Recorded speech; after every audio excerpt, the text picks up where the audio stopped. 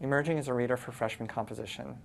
It has long and accessible readings by public intellectuals like Thomas Friedman and Michael Pollan, but also from people working within a discipline but speaking to people outside the discipline, like Kenji Yoshino, who's a legal scholar.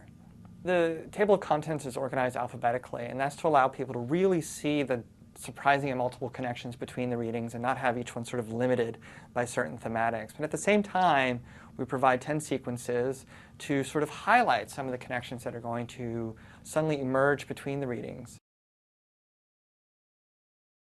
Well, students are facing a very complex and increasingly interconnected world.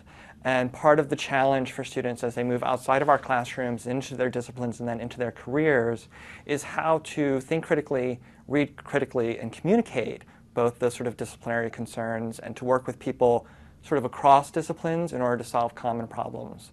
So one of the goals of the book is to enable those students to sort of do that critical reading and critical thinking in order to come together and work together to solve common problems.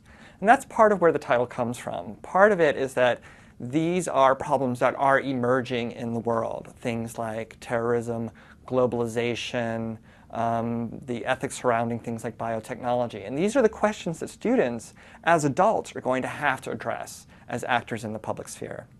The other part of where the title comes from is that the students themselves are emerging as thinkers and writers.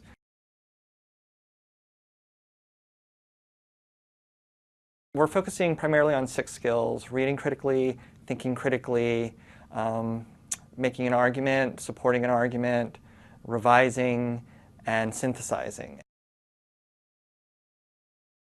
The readings are dealing with several very contemporary issues: information literacy, the role of media in a democracy, the global HIV crisis. But there are also some very classic themes: art and aesthetics, race, class, gender. And in each one, they're very interdisciplinary. So you'll have, for example, an economist thinking about global politics. Or you have Madeleine Albright working from diplomacy, but thinking about the role of faith and religion in diplomacy. And that was the sort of a very long process of finding stuff that I thought would be interesting and useful in the classroom. The end result of that is that all of these readings have been class tested at my school over the past couple of years. So about 4,000 students have vetted the set of readings that are in the collection. For me, the most exciting part of the apparatus is something called Language Matters. And what it does is it takes a new approach to issues of grammar. And instead of looking at grammar as a function of mechanics, it looks at it as a tool for analysis. And so, for example, students might be asked to take a key quotation from the reading and change it into passive voice and consider how that changes the impact and then how they can apply that to their own writing. And so it's not simply about being correct, it's using language and grammar as a tool for understanding readings. And that, for me, is very exciting.